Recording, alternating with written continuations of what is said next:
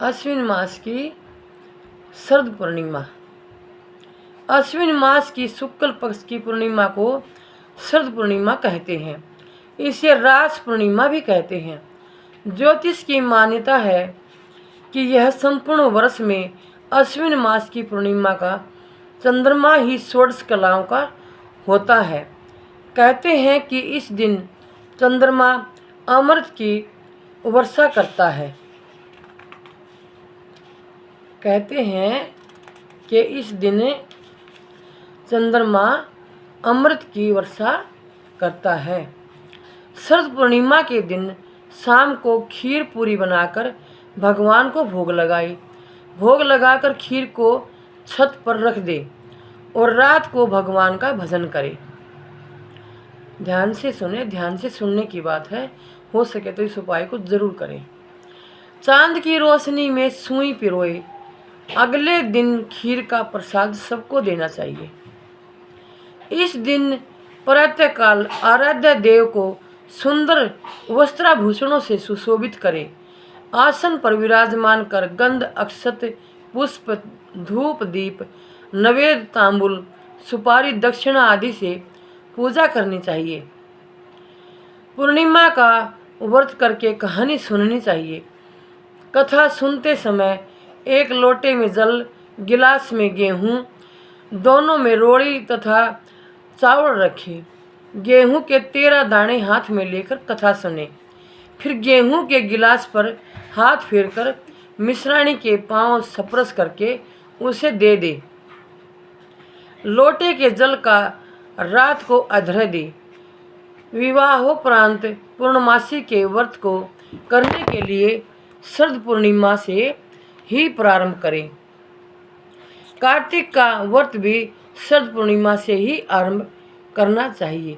अगर हम व्रत करते हैं भगवान का, कार्तिक स्नान के लिए हम लेते हैं ये संकल्प, तो पूर्णिमा से ही शुरू करें।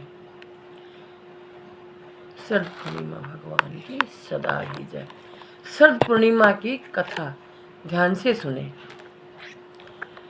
एक साहूकार के 2 पुत्रियां थीं।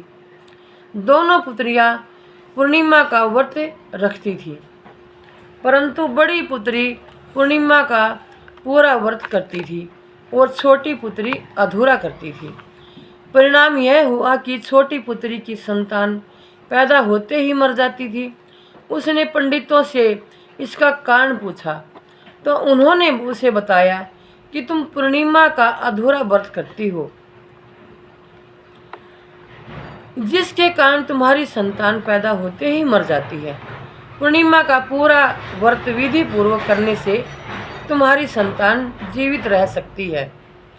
उसने पंडितों की सलाह पर पूर्णिमा का पूरा व्रत विधि पूर्वक किया। उसके लड़का हुआ, परंतु शीघ्र ही मर गया। उसने लड़के को पीढ़े पर लिटाकर ऊपर से कपड़ा ढक दिया। फिर बड़ी बहन को बुलाकर लाई और बैठने के लिए वहीं पीढ़ा दिया। बड़ी बहन जब पीढ़े पर बैठने लगी तो उसका घाघरा बच्चे को छू गया। बच्चा घाघरा छूते ही रोने लगा। बड़ी बहन बोली, तुम मुझे कलंक लगाना चाहती थी, मेरे बैठने से यह मर जाता। तब छोटी बहन बोली, यह तो पहले ही मरा हुआ था, तेरे ही भाग्य से यह जीवित हो गया है, तेरे पुण्य से ही यह जीवित हुआ है।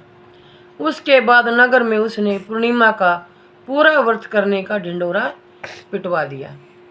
शरद पूर्णिमा माता की सदा ही जय। भगवान माता की सदा